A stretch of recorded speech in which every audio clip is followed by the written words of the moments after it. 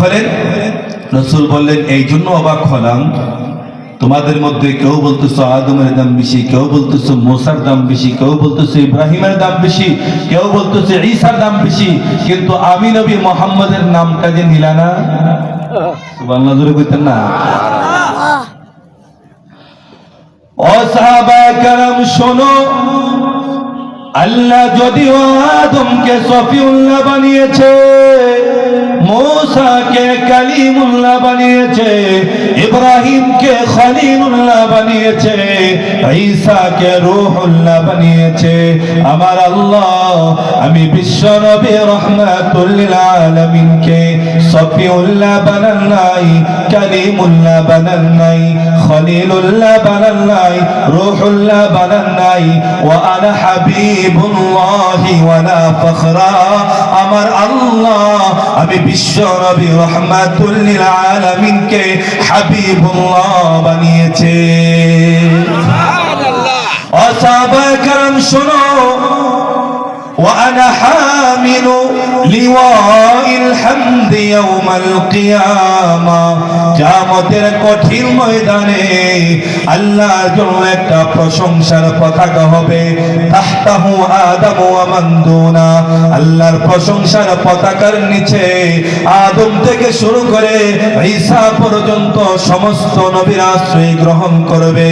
আল্লাহ নবী বিশ্ব নবী রাহমাতুল লিল আলামিন বলেন, ও সাহাবায়ে কেরাম শোনো, কিয়ামতের কঠিন ময়দানে আল্লাহর যে প্রশংসার পতাকা হবে, আল্লাহর প্রশংসার পতাকার যে ঝান্ডা হবে, আল্লাহ কোন নবীর হাতে তুলে দিবেন না, আমার আল্লাহ দয়া করে আমি বিশ্ব নবী রাহমাতুল লিল আলামিনের হাতে আল্লাহর প্রশংসার ঝান্ডা আল্লাহ তুলে দিবে।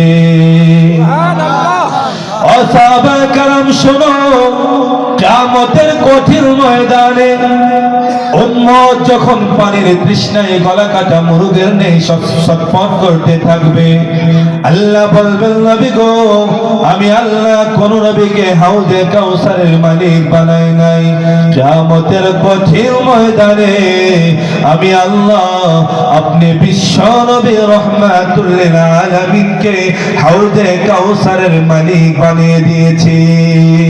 সুবহানাল্লাহ। ভাইরা আমার, আল্লাহ নবী বিশ্ব নবী রাহমাতুল লিল আলামিনকে আল্লাহ বলেছেন, উতলু মা উহিয়া ইলাইকা মিনাল কিতাব,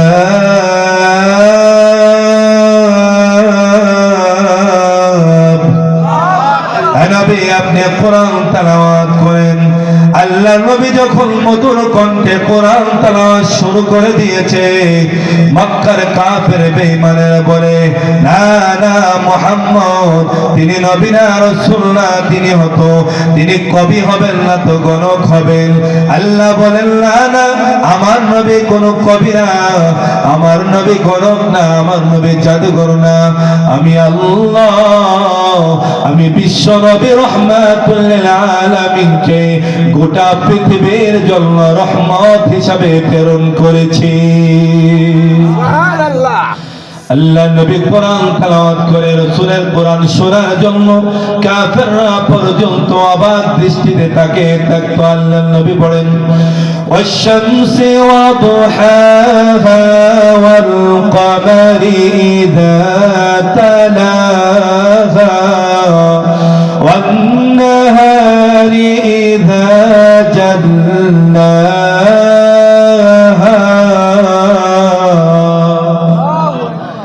আল্লাহ বলবে গো, আপনি তো রাহমাতুল লিল আলামিন, মক্কার কাফেররা আপনাকে পাগল বলে।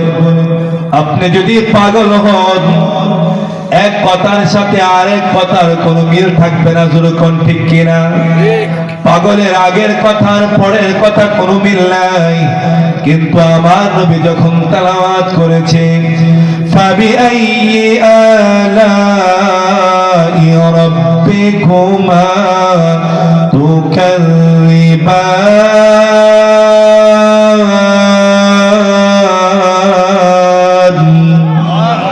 কিছুক্ষণ পরে পরে আল্লাহ যখন বলেন, ফাবিআইয়ি আলাই রাব্বিকুমা তুকাল্লিবান, কাফেররা বলে এত সুন্দর তেলাওয়াত কোনো পাগলের হতে পারে না, তিনিও পাগল না, তিনি জাদুঘর হবে, না হয়তো গণক হবে, না তো কবি হবে। আল্লাহ বলেন না, ওয়ামা আরসালনাকা ইল্লা রাহমাতাল লিল আলামিন।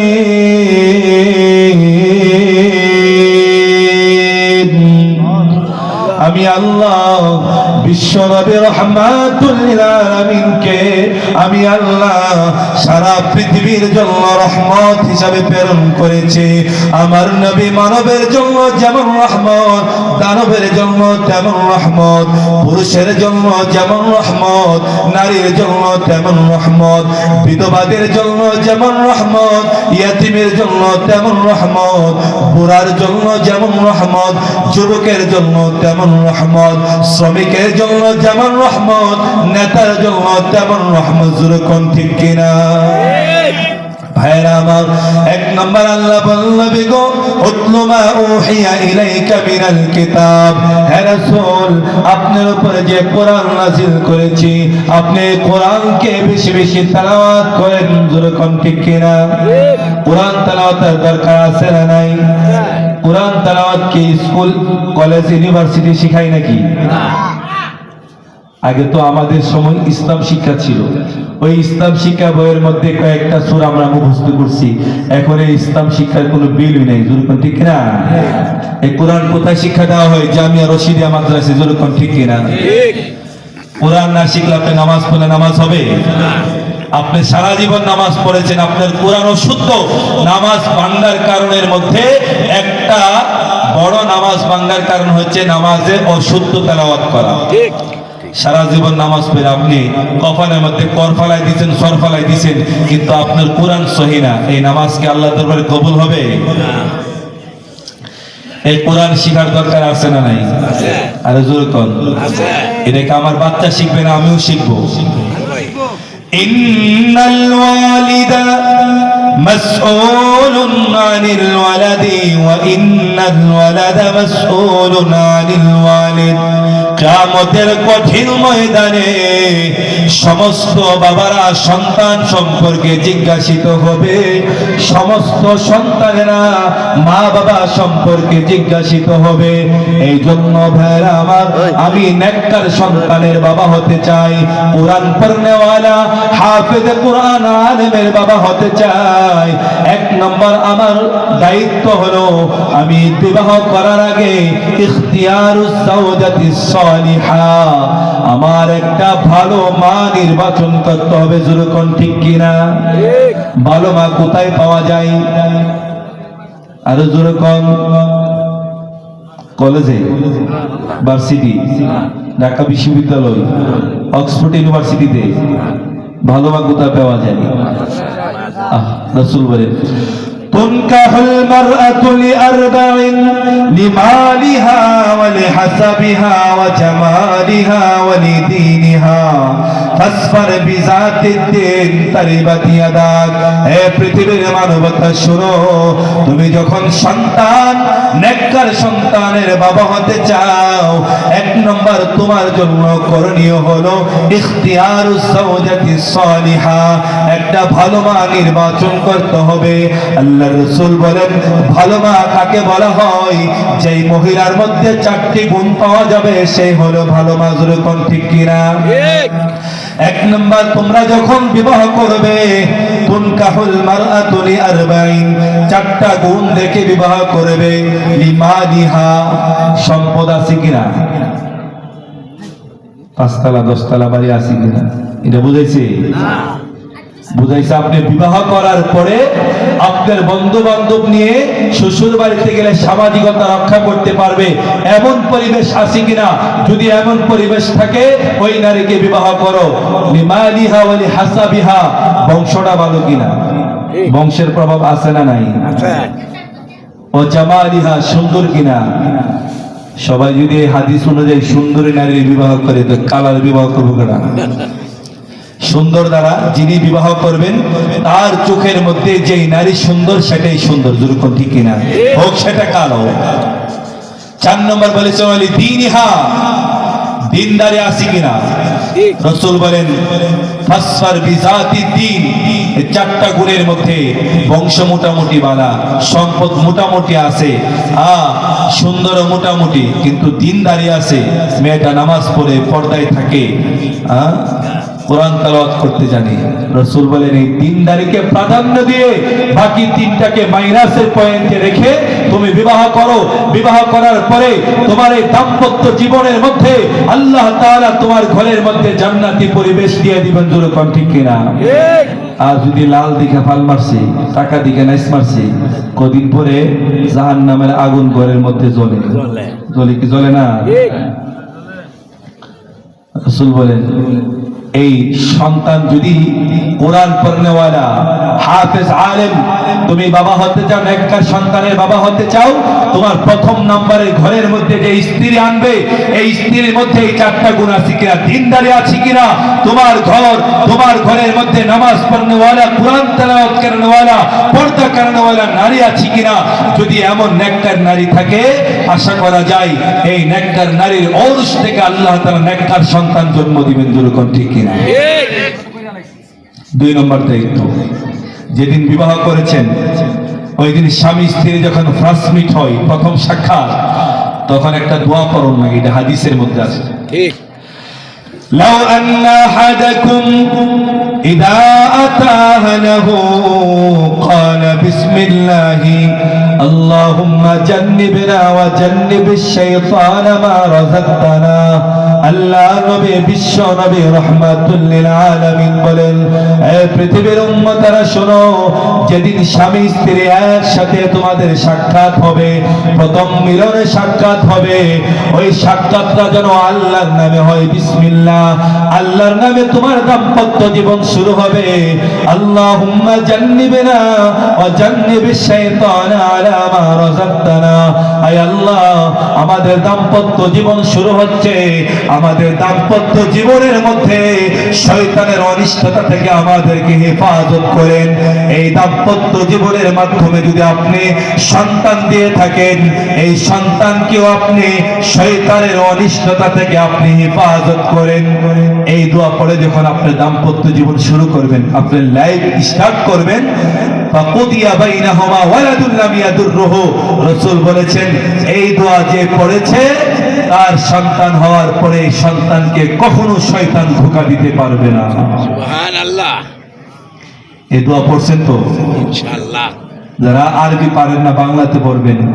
আয় আল্লাহ, স্বামী স্ত্রী দাম্পত্য জীবন শুরু করতেছি, আপনি মেহেরবানি করে আমাদের এই দাম্পত্য জীবনের মধ্যে আপনি বারাকা নসিব করেন। এটা ছিল জন্মের আগে আপনার দায়িত্ব। এখন সন্তান জন্ম হয়েছে, জন্ম হওয়ার পরে এক নম্বর দায়িত্ব হলো তার ডান কানের মধ্যে আজান দিয়ে দাও, বাম কানের মধ্যে ইকামত দিয়ে দাও। আজান ইকামত দেওয়ার প্রচলন সমাজের মধ্যে আছে না নাই? আজান কই দে? রাস্তার মধ্যে না উড়ানের মধ্যে?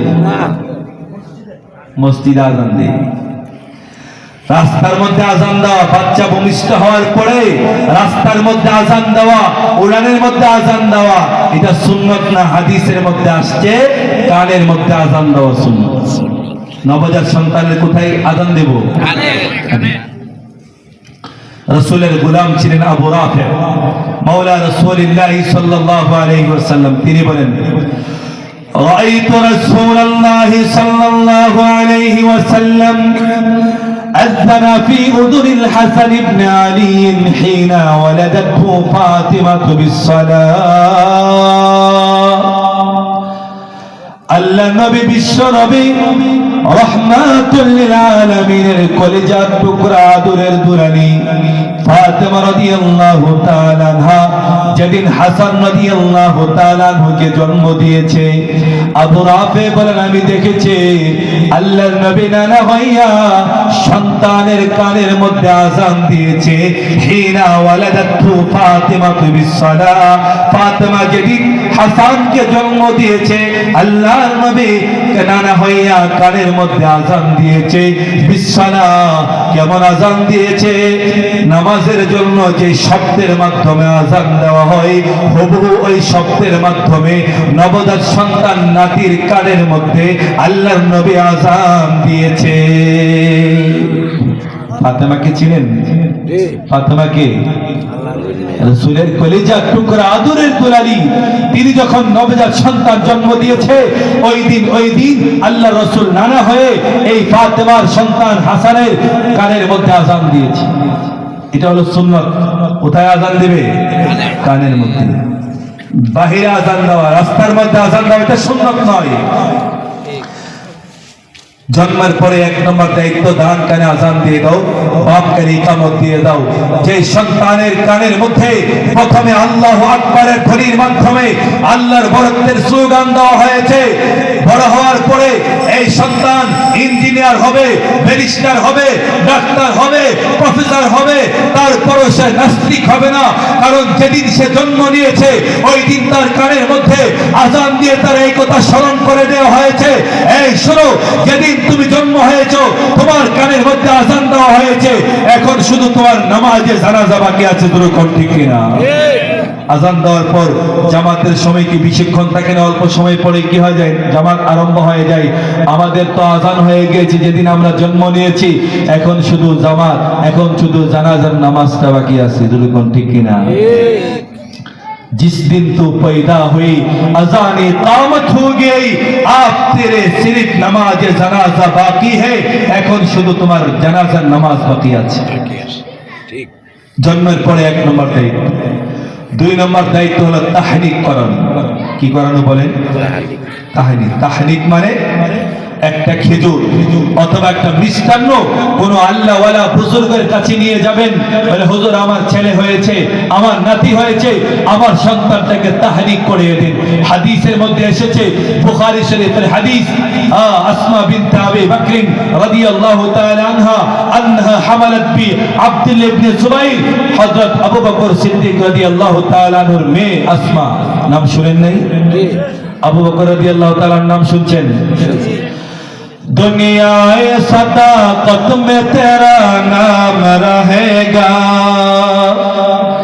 दुनियाए सदाकत में तेरा नाम रहेगा, सिद्दीक तेरा नाम से इस्लाम रहेगा, सिद्दीक तेरा नाम से इस्लाम रहेगा, दुनियाए अदालत में तेरा नाम रहेगा, फारूक तेरा नाम से इस्लाम रहेगा, फारूक तेरा नाम से इस्लाम रहेगा, इस्लाम से तो परश मुनि तारिक पेचे खुजे, परश ताहार सुना हलो जारा तादरई मुरा खुजी। যেরকম ঠিক কিনা? বলেছেন হযরত রাসূল শেষ পয়গম্বর, আমার পরে যদি নবী হতো কেউ হতো ঠিক সেই উমর, আমার পরে যদি নবী হতো কেউ হতো ঠিক সেই উমর। অর্ধ পৃথিবী শাসন করেছেন যিনি ধুলির তখতে বসে, খেজুরের পাতার প্রাসাদ তাহার বারে বারে গেছে খুশি, খেজুরের পাতার প্রাসাদ তাহার বারে বারে গেছে খুশি। শুধু আঙ্গুল হেলনে শাসন করেছেন যিনি এ জগতের, দিয়েছিলেন ফেলে মুহাম্মদের চরণ সে শামশির, দিয়েছিলেন ফেলে মুহাম্মদের চরণ সে শামশির। আবু বকর সিদ্দিক রাদিয়াল্লাহু তাআলা আনহুর মেয়ে আসমা বলতেছেন, আমি যখন আমার হামালাত বি আব্দুল্লাহ ইবনে জুবাইর, আব্দুল্লাহ ইবনে জুবাইরের সাথে যখন আমি সংসার করেছি, আমার গর্ভের মধ্যে যখন বাচ্চা এসেছে, ফাহামালতু আতাইতুল মদিনা ফাখরাজতু, আমি মদিনা থেকে, আমি মক্কা থেকে হিজরত করে মদিনাতুল মুনাওয়ারায় চলে আসলাম। وأتيت بقباء ونزلت بقباء, আমি মদিনার অদূরবর্তী কুবা নামক মসজিদ আছে, আপনারা যারা হজ করেছেন উমরা করেছেন, কুবা মসজিদ, এই মসজিদের কাছে চলে আসলেন। তিনি বলেন ওয়াজাতু ফাওয়ালাদাতহু, আমি কুবা নামক জায়গার মধ্যে সন্তান প্রসব করেছি। ফাআতাইতু বিহিন নবী সাল্লাল্লাহু আলাইহি ওয়াসাল্লাম, আমার এই সন্তানকে রাসূলের দরবারে নিয়ে গেলাম। ওয়াযাতু বিহাজরিহি, আল্লাহর রাসূলের কোলের মধ্যে আমার সন্তানকে রেখে দিলাম। সুবহানাল্লাহ। ইয়া রাসূলাল্লাহ, ইয়া হাবিবাল্লাহ, আগো আল্লাহর নবী বিশ্ব নবী রাহমাতুল লিল আলামিন, আমার নবজাত সন্তান ভূমিষ্ঠ হয়েছে। ইয়া রাসূলুল্লাহ, আমি চাই আমার সন্তানকে আপনি নিজ জবানের মাধ্যমে তাহনীক করাবেন। আল্লাহর নবী আসমার সন্তানকে কোলে নিয়ে ফাদা বিতামারাতিন, আল্লাহর নবী বলেন সাহাবায়ে কেরাম খেজুর নিয়ে আসো। সাহাবায়ে কেরাম খেজুর নিয়ে আসলেন। আসার পরে সুম্মা মাদাগাহা সুম্মা তাফালা ফিহি, আল্লাহর নবী খেজুরটাকে চাবাইলেন। চাবানোর পরে খেজুরের যে মিষ্টান্ন আছে, এই মিষ্টান্নকে আসমার সন্তান নবজাত সন্তানের এই তালুর মধ্যে, উপরের তালুর মধ্যে লাগিয়ে দিয়েছে। আল্লাহ নবী বিশ্ব নবী রাহমাতুল লিল আলামিন বলেন, এই মদিনার মধ্যে সর্বপ্রথম যে ইসলামের উপর সন্তান ভূমিষ্ঠ হয়েছে, সেই সন্তান হলো আসমার সন্তান। এই সন্তান আমার জবানের মাধ্যমে তাহনীক করানোর মাধ্যমে আল্লাহ রাব্বুল আলামিন এই সন্তানের মুখের মধ্যে আল্লাহর পক্ষ থেকে বরকত দান করে দিয়েছে। সন্তান যদি বরকতওয়ালা সন্তান চান, নেককার সন্তান চান, সন্তান ভূমিষ্ঠ হওয়ার পরে এই সন্তানকে কোনো আল্লাহওয়ালা বুজুর্গের জবান থেকে তাহনীক, খেজুর এবং মিষ্টান্ন এটাকে তাহনীক করানোর চেষ্টা করবেন। আবু মুসা আশআরী রাদিয়াল্লাহু তাআলা আনহু তিনি বলেন, বুলিদালি গুলাম, আমার সন্তান ভূমিষ্ঠ হয়েছে। ফাআতাইতু বিহিন নবী সাল্লাল্লাহু আলাইহি ওয়াসাল্লাম, আমার আল্লাহর রাসূলের কাছে আমার সন্তানকে নিয়ে গেলাম। আল্লাহর রাসূল আমার সন্তানের নাম রেখেছে, আমার হান্নাকাহু ওয়া সাম্মাহু ইব্রাহিম, আমার সন্তানকে তাহনীক করিয়েছেন, আমার সন্তানের নাম রেখেছেন ইব্রাহিম। সুবহানাল্লাহ, সুবহানাল্লাহ। কি নাম রাখছে? ইব্রাহিম। আর আমাদের সন্তানের নাম আমরা কি রাখি? সোল্টো, বল্টু, বেবি, টিক্সি, যেরকম ঠিক কিনা? পাপ্পু আর বাপ্পু রাখি। আমার কাছে এক লোক আসছে, গিয়ে বলছে, হুজুর আমার সন্তানের নাম রাখছি পাপ্পু। কইছে পাপ্পু শব্দের অর্থ কি? কইছে ডিকশনারি খুলে দেখে পাপ্পু শব্দের অর্থ হচ্ছে আদরের কুত্তার বাচ্চা। নাউজুবিল্লাহ, নাউজুবিল্লাহ মিন যালিক। এবারে শখের নাম রাখছে পাপ্পু, কিন্তু পাপ্পু নামের অর্থ কি? আদরের কুত্তার বাচ্চা। তাকে বললাম যে নাম যে রাখছেন, এই নামের অর্থ হচ্ছে আদরের কুত্তার বাচ্চা। কি কোন আপনি? কিয়ামতের কঠিন ময়দানে আল্লাহ রাব্বুল আলামিন ডাক দিবেন, পৃথিবীর মানবতা, দুনিয়ার মধ্যে যার নাম আব্দুল্লাহ ছিল, যার নাম আব্দুর রহমান আর আব্দুল গফফার ছিল, আল্লাহ ডাক দিয়ে বলবেন, আরে বান্দা, আজকে আমি যদি তোমাকে জাহান্নামের আগুনে জানাই, আমার আল্লাহর রহমান নামের কলঙ্ক হবে, গফফার নামের কলঙ্ক হবে। তোমার নাম তো ছিল আব্দুর রহমান, তোমার নাম ছিল আব্দুল গফফার। আজকে তুমি আমার নামের সাথে তোমার নাম রাখার কারণে আমি আল্লাহ তোমাকে ক্ষমা করে আমি আল্লাহ তৈরি জান্নাত তোমার জন্য রিজার্ভ করে রেখে দিয়েছি। এজন্য নাম রাখতে হবে ভালো নাম, এরকম ঠিক কিনা? 2 নম্বর দায়িত্ব। 3 নম্বর দায়িত্ব হলো 7 দিন যখন হবে আপনার সন্তানকে আকিকা করাবেন। كل غلام رهين بعقيقته, আল্লাহ নবী বিশ্ব নবী রাহমাতুল লিল আলামিন বলেন, প্রত্যেকটা সন্তান যেদিন ভূমিষ্ঠ হয় আকিকার সাথে তার বিপদ আপদ ঝুলন্ত থাকে। আকিকা করার মাধ্যমে আল্লাহ রাব্বুল আলামিন এই সন্তানের উপর থেকে বিপদ আপদ আল্লাহ সরিয়ে দেয়। এই জন্য 7 দিনের দিনে আকিকা করবে। ওই ইউহলাকু রাসুহু ওয়া ইউসাম্মা, তার সুন্দর একটা নাম রাখবে, মাথাটা মুন্ডায় দিবে। 7 দিনের দিন আকিকা করবে, মাথা মুন্ডাবে আর সুন্দর একটা কি রাখবে? নাম রাখবে। এখন 7 দিনের দিন আপনি আকিকা করতে পারলেন না, বলছেন লিআরবা আশার 14 দিনের মাথায় আপনি আকীকা করবেন, আউলি 21 অথবা 21 দিনের মাথায়, 7 দিন 14 দিন 21 দিন, এই 3 তারিখে যদি আপনি আকীকা করেন আপনার আকীকার সন্তানের আকীকা এটা সুন্নাত আদায় হয়ে যাবে। এছাড়া আপনি আকীকা করলে সুন্নাত আদায় হবে না, অন্যান্য সদকার মতো সদকা হবে। আচ্ছা, এখন আকীকা কিসের মাধ্যমে করবেন? আম্মা আয়েশা বলেন আন্না রাসূলুল্লাহ সাল্লাল্লাহু আলাইহি ওয়াসাল্লাম আমারহুম আলিল গুলামি শাতান মুকাফাতান ওয়া আলিল জারিয়াতি শাতুন। যে ছেলে সন্তান হলে 2টা বকরি, কয়টা বকরি? 2টা। আর মেয়ে হলে 1টা। এখন ছেলে হইছে সামর্থ্য নাই, 1টা দিলেও চলবে, 1টা দিলেও কি চলবে। রাসূল বলেন আক্কা রাসূলুল্লাহ সাল্লাল্লাহু আলাইহি ওয়াসাল্লাম বিল হাসান বিশাতিন, আল্লাহ রাসূলের নাতি যে ফাতেমা জন্ম দিয়েছে হাসানকে, এই হাসানের আকীকা করেছেন রাসূল 1টা বকরির মাধ্যমে। এখান থেকে পরিষ্কার হয়েছে যে ছেলে হলে 1টা বকরি দিয়ে আকীকা দিলেও সুন্নাত কি হয়ে যাবে? আদায় হয়ে যাবে। এখন এই বকরি যে দিবেন এটা কি সাগি দিবেন না খাসি দিবেন? লা ইয়াদুরুকুম যুকরানান কুননা আম ইনাসান, এটা আপনার বেড়া হোক বা বিড়ি হোক, সাগি হোক বা খাসি হোক, কোনো সমস্যা নেই, কিন্তু 1 বছর বয়সী তো হবে। কে দিব? 1 বছর। আর যুরুকুন 1 বছর। 1 বছরের 1 দিন কম হলে যেরকম কুরবানি হয় না, 1 বছরের 1 দিন কম হলো আকীকা হবে না। বুঝে আসছে? জি।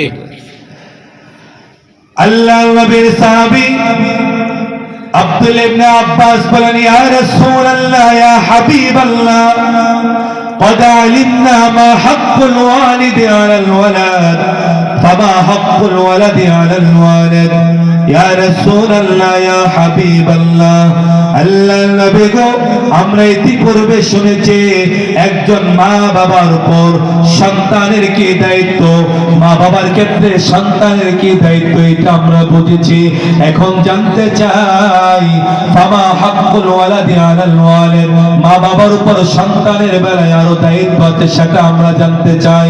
আল্লাহ নবী বিশ্ব নবী রাহমাতুল